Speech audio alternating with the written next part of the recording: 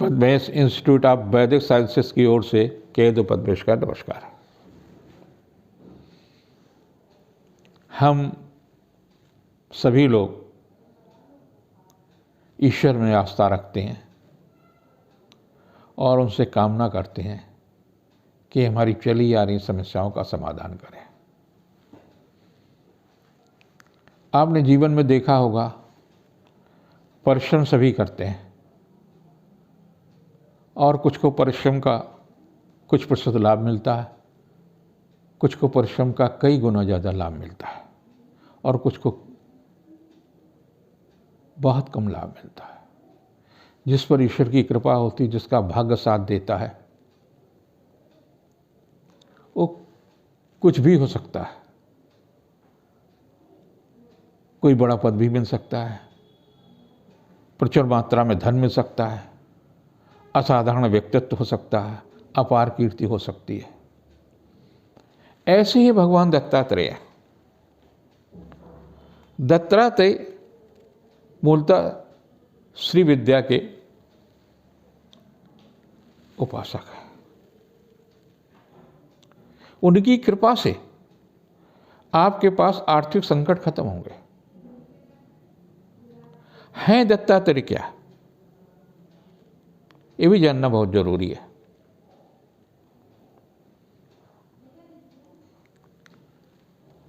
सात तारीख को उनका जन्मोत्सव, प्रकाट महोत्सव है।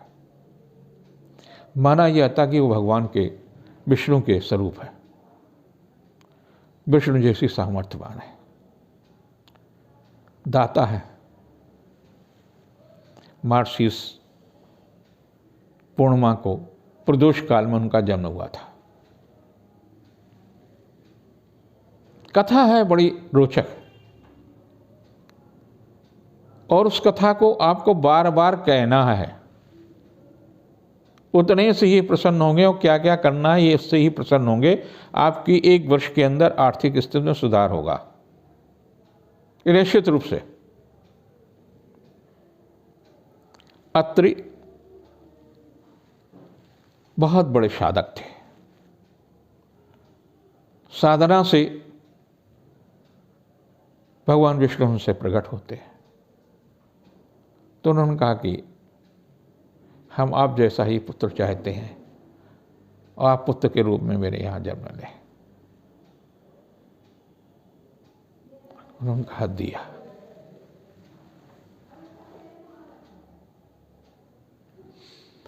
अब घटनाक्रम तो बनेगा ही ना।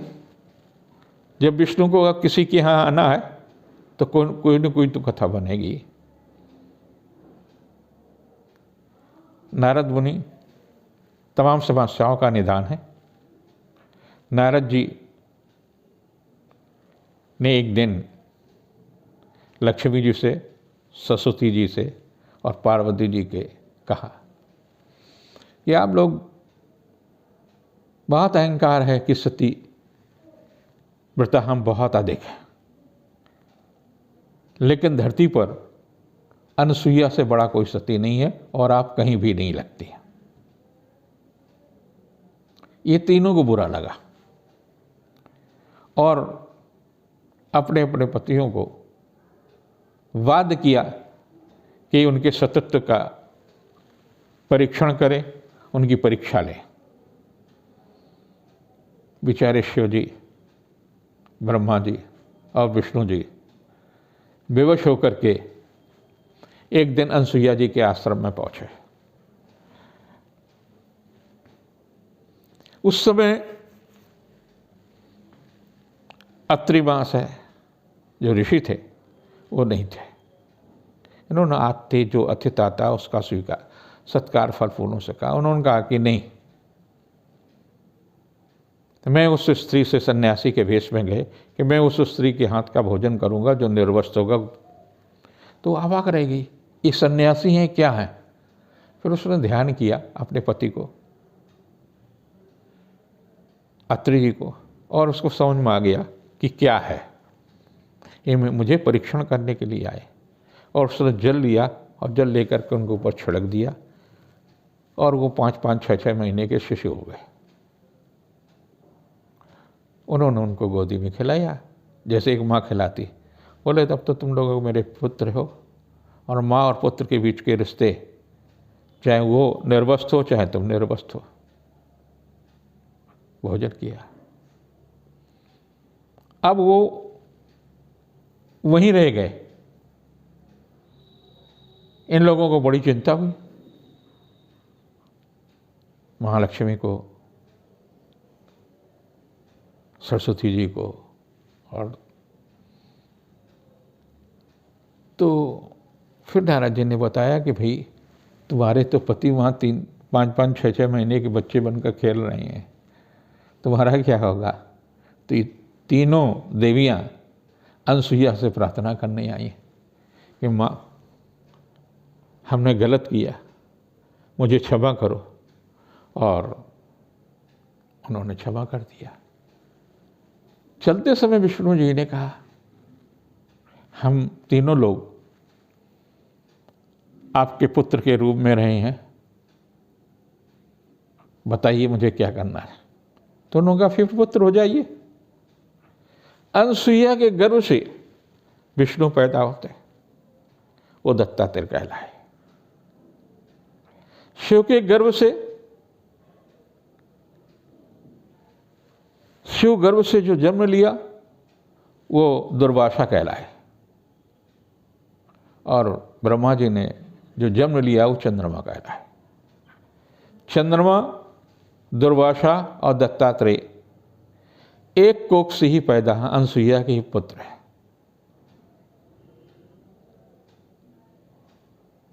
ये अद्भुत कथा दत्तात्रेय जी की आपको रोज कहनी है। कब कहनी है? प्रदोष काल में। प्रदोष काल कब होता? सूर्य अस्त से 24 मिनट पहले या 24 मिनट बाद का जो कालखंड होता है वो प्रदोष काल होता है। उस कालखंड में आपको ये कथा कहनी है और साथ साथ में 24 चीज़ें दत्तात्रेय को अर्पित करनी है। दत्तात्रेय जी ने 24 गुरु किए थे।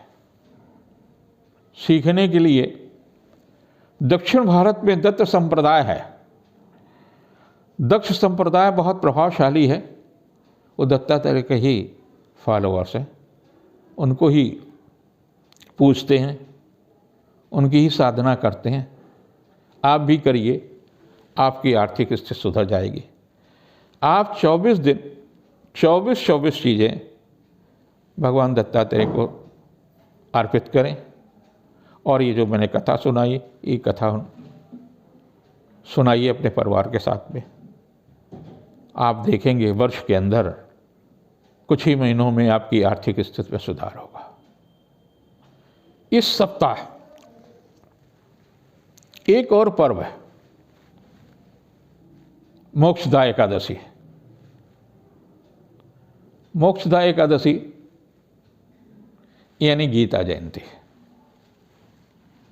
वेद व्यास जी ने महाभारत की रचना की।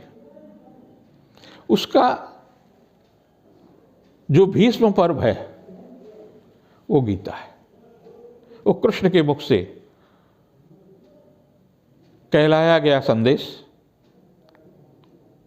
और उसको आप गीता जयंती पर अगर आप कुछ गीता उन पढ़ने वाले श्रद्धालुओं को अर्पित करते हैं, हम भी करते हैं।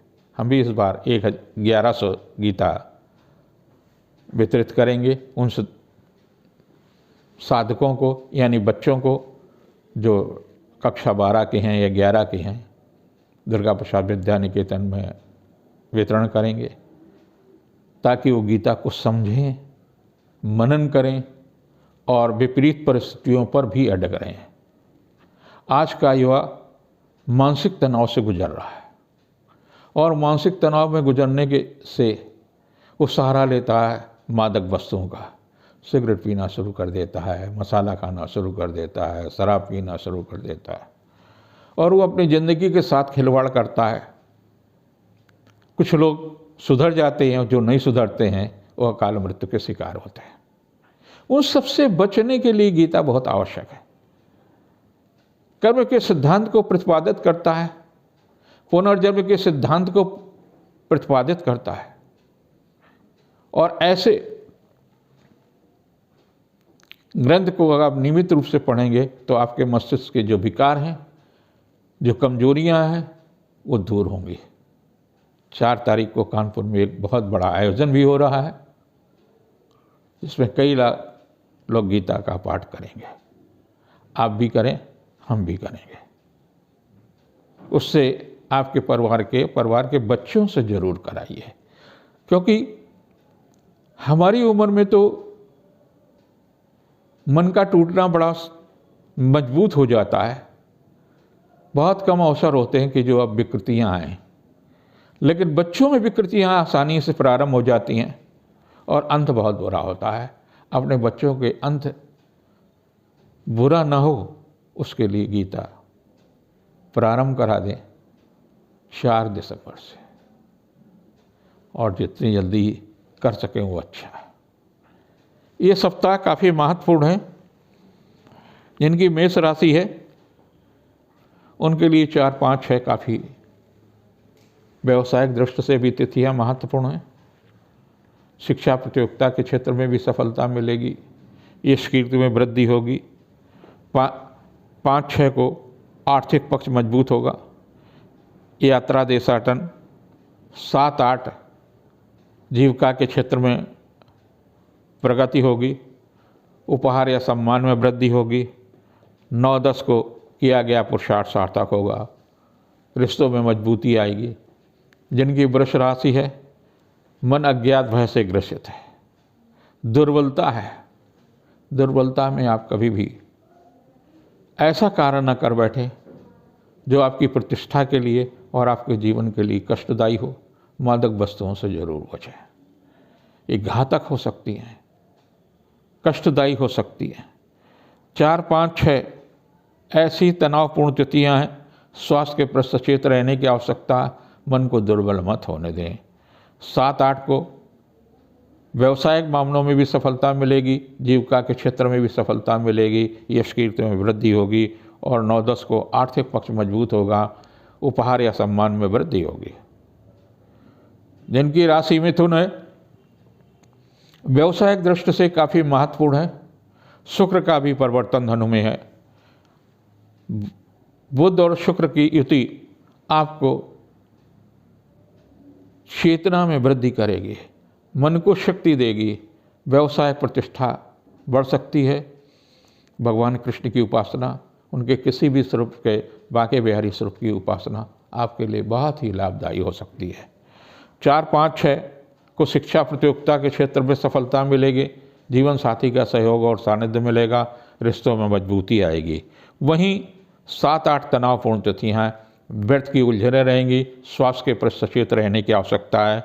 9, 10 को आर्थिक मामलों में सफलता मिलेगी, चली आ रही समस्याओं का समाधान होगा, जीविका के क्षेत्र में प्रगति होगी। जिनकी कर्क राशि है उनके लिए भी ये सप्ताह काफ़ी महत्वपूर्ण है। व्यवसायिक प्रतिष्ठा बढ़ेगी, विरोधी परास्त होंगे, यश और कीर्ति में वृद्धि होगी, शासन सत्ता का सहयोग मिलेगा। 4, 5, 6 को महिलाधिकारी से सहयोग मिल सकता है। राजनीतिक महत्वाकांक्षा की पूर्ति होगी, आर्थिक और धार्मिक मामलों में सफलता मिलेगी, मांगलिक और सांस्कृतिक उत्सवों में हिस्सेदारी रहेगी। 7, 8 को जीविका के क्षेत्र में चल रहा प्रयास सार्थक होगा, बुद्धि कौशल से किया गया कार्य संपन्न होगा, संतान के दायित्व की पूर्ति होगी, रिश्तों में मजबूती आएगी। वहीं 9, 10 कुछ तनावपूर्ण तिथियां हैं, स्वास्थ्य के प्रति भी सचेत रहने की आवश्यकता, व्यर्थ की उलझनें रहेंगी, आर्थिक मामलों में जोखिम न उठाएं। जिनकी सिंह राशि है, पारिवारिक दृष्टि से काफ़ी महत्वपूर्ण होगा, व्यावसायिक दृष्टि से भी काफ़ी सप्ताह महत्वपूर्ण है। धार्मिक और शादी विवाह जैसे महत्वपूर्ण उत्सव में हिस्सेदारी भी हो सकती है। 4, 5, 6 कुछ ऐसे ही तिथियां हैं जिनमें आपको सांस्कृतिक मांगलिक उत्सव में हिस्सेदारी रहेगी, व्यावसायिक मामलों में भी सफलता मिलेगी, जीविका के क्षेत्र में भी सफलता मिलेगी। 7, 8 को रिश्तों में मजबूती आएगी, पारिवारिक जीवन सुखमय होगा, उपहार या सम्मान में वृद्धि होगी। 9, 10 को संतान के दायित्व की पूर्ति होगी, रिश्तों में मजबूती आएगी, पारिवारिक जीवन सुखमय होगा। जिनकी कन्या राशि है उनके लिए भी सप्ताह काफ़ी महत्वपूर्ण है, व्यावसायिक दृष्टि से उत्तम है। शिक्षा प्रतियोगिता के क्षेत्र में सफलता मिलेगी, उपहार या सम्मान में वृद्धि होगी, रिश्तों में मजबूती आएगी। 4, 5, 6 को स्वास्थ्य के प्रति सचेत रहने की आवश्यकता है। व्यर्थ की उलझनें हो सकती है, मन अशांत हो सकता है, मन कमज़ोर हो सकता है, टूटन हो सकती है, लेकिन मादक वस्तुओं का सेवन ना करें। एक बार प्रारंभ होगा तो उसका छूटना अगर नहीं संभव हुआ तो दुखद अंत होता है। 7, 8 को व्यवसायिक मामलों में सफलता मिलेगी, पारिवारिक जीवन सुखमय होगा, उपहार या सम्मान में वृद्धि होगी। और 9, 10 को रिश्तों में मजबूती आएगी, व्यवसाय प्रतिष्ठा बढ़ेगी, धन यश कीर्ति में वृद्धि होगी, महिला अधिकारी का सहयोग मिलेगा। जिनकी तुला राशि है व्यवसायिक दृष्टि से काफ़ी महत्वपूर्ण होगा, परिजन भेंट होंगी, पारिवारिक जीवन सुखमय होगा, उपहार या सम्मान में वृद्धि होगी, जीविका के क्षेत्र में चल रहा प्रयास सार्थक होगा, शासन सत्ता का भी सहयोग मिल सकता है। 4, 5, 6 ऐसी तिथियाँ हैं जिसमें व्यवसायिक प्रतिष्ठा बढ़ेगी, यश कीर्ति में वृद्धि होगी, रिश्तों में मजबूती आएगी, सांस्कृतिक और व्यवसायिक मांगलिक कार्यों में हिस्सेदारी रहेगी। लेकिन 7, 8 कुछ तनावपूर्ण तिथियाँ हो सकती हैं। स्वास्थ्य के प्रति सचेत रहने की आवश्यकता है, अपनों से ही तनाव मिल सकता है, व्यर्थ की उलझनें होगी। 9, 10 को चली आ रही समस्या का समाधान होगा, उपहार या सम्मान में वृद्धि होगी, व्यवसायिक सफलता मिलेगी, जो कार्य नया प्रारंभ करना चाहते हैं उस दिशा में भी सफलता मिल सकती है। जिसकी वृश्चिक राशि है, क्रोध पर नियंत्रण रखने की आवश्यकता है, छोटी छोटी वस्तुओं को प्राप्त करने के लिए गलत रास्ते न तय करें। ये सप्ताह कुछ कष्टदायी हो सकता है, मांगलिक सांस्कृतिक उत्सव में हिस्सेदारी रहेगी, राजनैतिक महत्वाकांक्षा की पूर्ति होगी। 4, 5, 6 कुछ तनावपूर्ण तिथियाँ हैं, स्वास्थ्य के प्रति भी सचेत हो सकते हैं, विरोधी भी सक्रिय हो सकता है, व्यर्थ की उलझनें रहेंगी, मन अशांत हो सकता है। 7, 8 को आर्थिक पक्ष मजबूत होगा, जीविका के क्षेत्र में चल रहा प्रयास सार्थक होगा, मांगलिक या सांस्कृतिक उत्सव में हिस्सेदारी रहेगी। वहीं 9, 10 को यात्रा देशाटन की स्थिति आ सकती है, स्वास्थ्य के प्रति सचेत रहने की आवश्यकता है, व्यर्थ की उलझनें रहेंगी। जिनकी धनुराशि है पारिवारिक दृष्टि से काफ़ी महत्व है, शुक्र और बुध की युति आपके लिए उत्तम होगी, आर्थिक पक्ष मजबूत होगा, नई नौकरी, नया अनुबंध, नए कार्यों में आपको सफलता मिल सकती है। 4, 5, 6 को जीविका के क्षेत्र में चल रहा प्रयास सार्थक होगा, रिश्तों में मजबूती आएगी, आर्थिक पक्ष मजबूत होगा। और 7, 8 को बुद्धि कौशल से किया गया कार्य संपन्न होगा, पारिवारिक मामलों में सफलता मिलेगी, जीविका के क्षेत्र में सफलता मिलेगी। वहीं 9, 10 तनावपूर्ण तिथियाँ हैं, स्वास्थ्य के प्रति सचेत रहने की आवश्यकता है, वाहन चलाते समय भी सावधानी रखने की आवश्यकता है।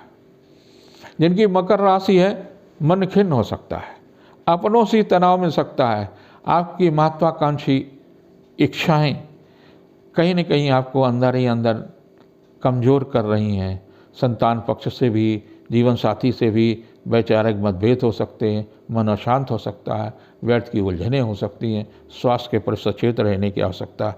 4, 5, 6 कुछ ऐसी ही तिथियाँ हैं जिसमें व्यवसायिक मामलों में लाभ मिलेगा, यश कीर्ति की में वृद्धि होगी, भौतिक वस्तुओं में वृद्धि होगी। 7, 8 को संतान के दायित्व की पूर्ति होगी, रिश्तों में मजबूती आएगी, पारिवारिक जीवन सुखमय होगा। लेकिन 9, 10 तनावपूर्ण तिथियाँ हैं, अपनों से ही पीड़ा मिलेगी, व्यर्थ की उलझनें मिलेंगी, तनाव मिल सकता है, टूटन आ सकती है।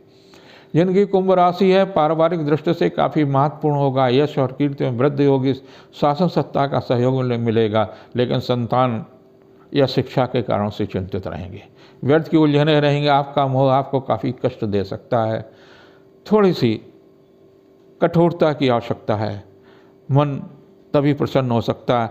4, 5, 6 को आर्थिक मामलों में लाभ मिलेगा, यात्रा देशाटन की स्थिति सुखद और व्यवसायिक दृष्टि से उत्तम होगा, पारिवारिक जीवन सुखमय होगा। 7, 8 को यश कीर्ति में वृद्धि होगी, शासन सत्ता का सहयोग रहेगा, जीविका के क्षेत्र में प्रगति होगी। और 9, 10 को संतान के दायित्व की पूर्ति होगी, संबंधों में निकटता आ गई, व्यवसायिक मामलों में प्रगति होगी।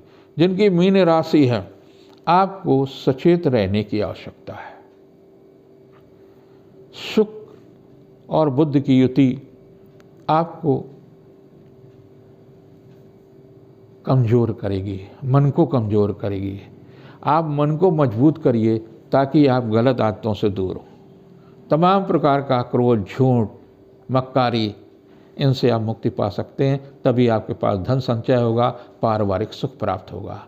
आप खुद अपना पारिवारिक सुख नाश कर रहे हैं, आप अपना धन का नाश कर रहे हैं। आपको मित्र और उन लोगों से बचना चाहिए जो आपको गलत रास्ते पर ले जाने का प्रयास कर रहे हैं। सप्ताह विशेष रूप से 4, 5, 6 ऐसी ही तिथियां हैं।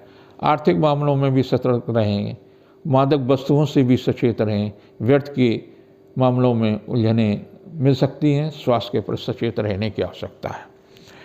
7, 8 को किया गया पुरुषार्थ सार्थक होगा, भाई बहनों का सहयोग मिलेगा, रिश्तों में मजबूती आएगी। और 9, 10 को आर्थिक मामलों में प्रगति होगी, यश और कीर्ति में वृद्धि होगी।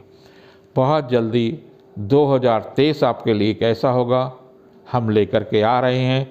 मेष से लेकर के मीन तक सभी राशियों के लिए कैसा होगा, इसी चैनल पर यानी एस्ट्रो पद्मेश जी पर आप देखेंगे कि 2023 आपके लिए कैसा होगा, देश के लिए कैसा होगा, मौसम कैसा होगा, राजनीतिक वातावरण कैसा होगा। इन सभी पर बहुत जल्दी आपका वर्ष आपके लिए कैसा होगा 2023।